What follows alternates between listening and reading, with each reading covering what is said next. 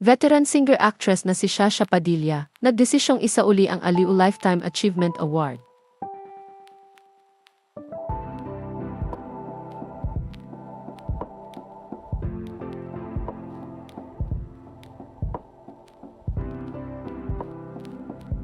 Matatanda ang ginanap ang awarding ceremony ng 38th Aliw Awards sa Manila Hotel nitong Lunes ng gabi, December 15, 2025.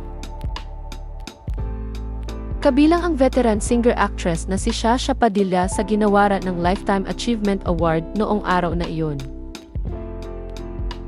Kaya naman sa pamamagitan ng social media ay naglabas siya ng kanyang saloobin matapos makatanggap ng naturang award. Sa unang bahagi ng kanyang two-part post ay inilahad ni Shasha na natuwa raw siya noong una nang mapabilang siya sa tatanggap ng Lifetime Achievement Award, bunga ng 42 years niya sa entertainment industry. Ayon sa kanya, hindi siya nakagawa ng written speech dahil iniisip niya ay mas mabuting magsalita mula sa puso.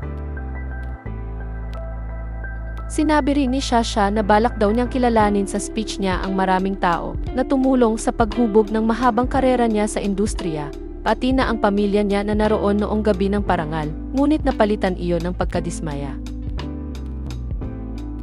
Sa ikalawang bahagi ng kanyang two-part post ay ibinahagi niya ang nangyari noong araw na iyon. Ayon kay Shasha, tinawag lang umano ang lahat ng Lifetime Achievement Award recipients at pinababa na sila ng production staff sa stage.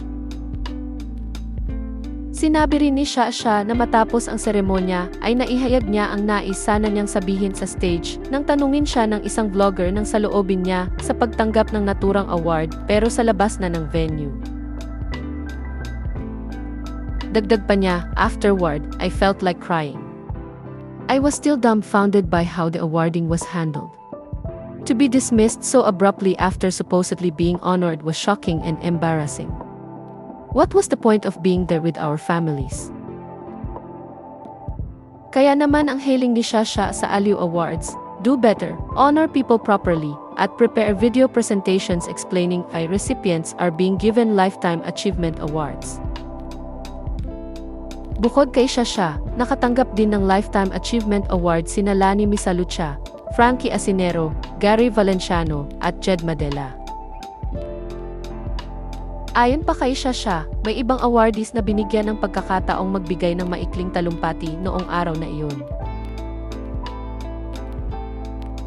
Dahil dito, nagdesisyon siyang ibalik na lamang ang kanyang award, kasabay ng panawagan sa Aliw Awards na pahalagahan naman ang ibang recipient ng ipinamimigay nilang awards.